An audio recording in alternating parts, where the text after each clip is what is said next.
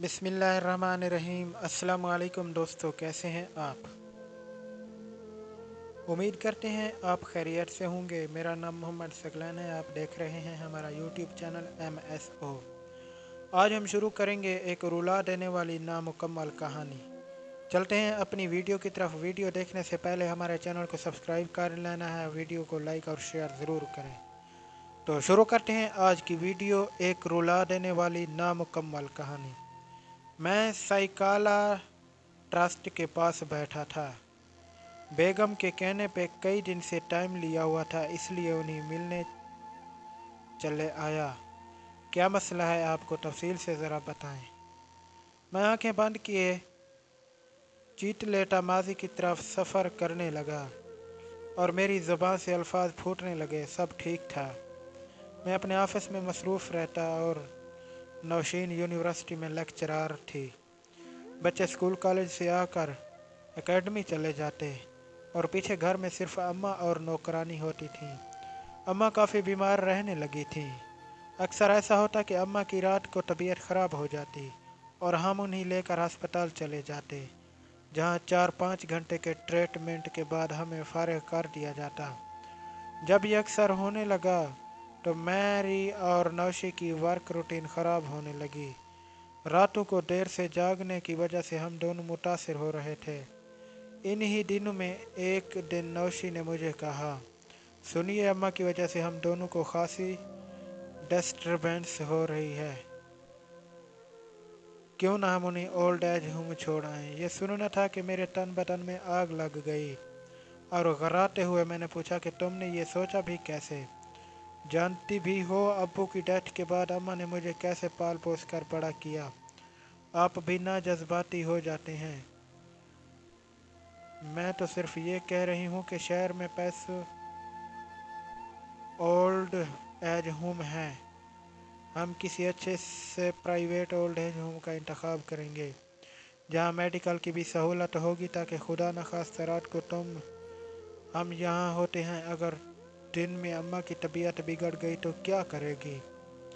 काम वाली नजमा, आप एक दफ़ा मिसेज़ अब्बासी ने जो ओल्ड होम में प्रोजेक्ट शुरू किया है वो देख आएँ।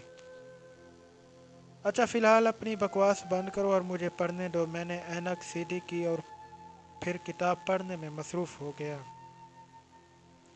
लेकिन मेरा दिमाग बार बार मिसेज़ अब्बासी के बनाए ओल्ड होम एज की तरफ जा रहा था।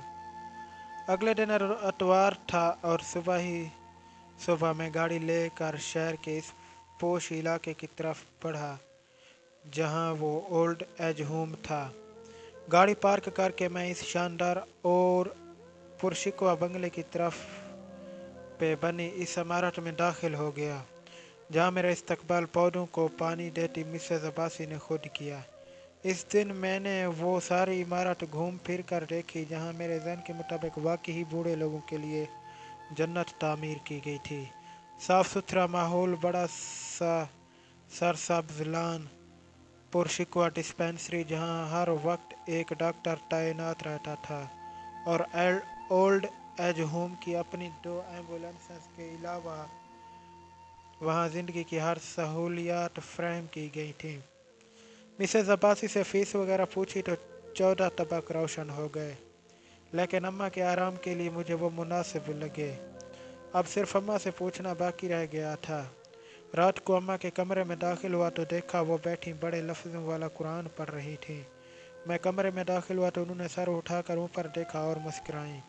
मैं चुपचाप पहलू में आकर बैठ गया। अम्मा का हाल अहवाल पूछा और फिर चुप, समझ ही नहीं आ रही थी कि बात को कैसे शुरू करूं। ये मुश्किल अम्मा ने खुद ही आसान कर दी। क्या हुआ बेटा, परेशान लग रहे हो? जी बस आपकी वजह से ही परेशान थी। कैसी तबीयत है अब? मैं ठीक ठाक तो हूँ, मुझे क्या होना है, बस ये कमबख्त बड़ा ब्लड प्रेशर ऊपर नीचे होता रहता है।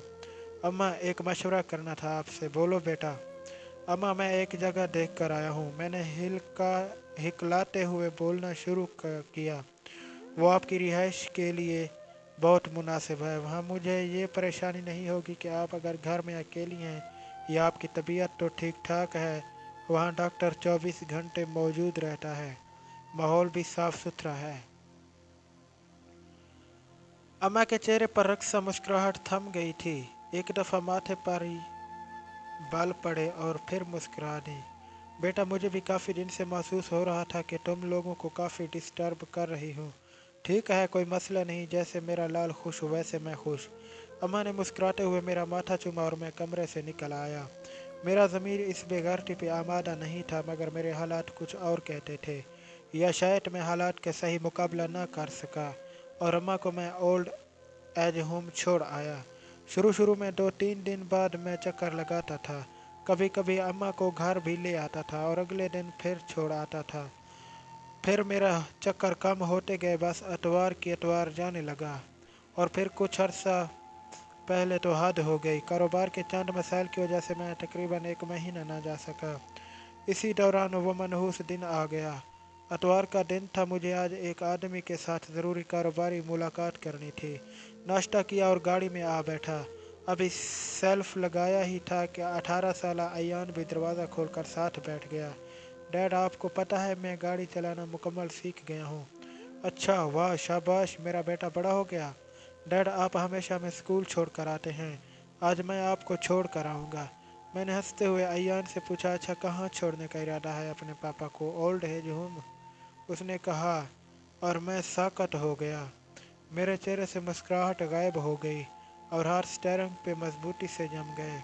वो अपनी धुन में बोलता जा रहा था, आज संडे है, मुझे पता है कि आप ग्रैनी से मिलने जा रहे हैं, मैं भी चलता हूँ साथ में, आपको ड्राइविंग भी दिखाता हूँ अपनी। मगर मैं बस अयान के पहले जुमले पे ही साकत हो चुका था। इसके मासूम जुमले में मेरा मुस्तकबिल छुपा था, मेरी वो फसल जो मुझे काटनी थी। बचपन में पढ़ी कहानी और वाक़यात की तरह मुझे भी इस सलूक का शिकार होना था।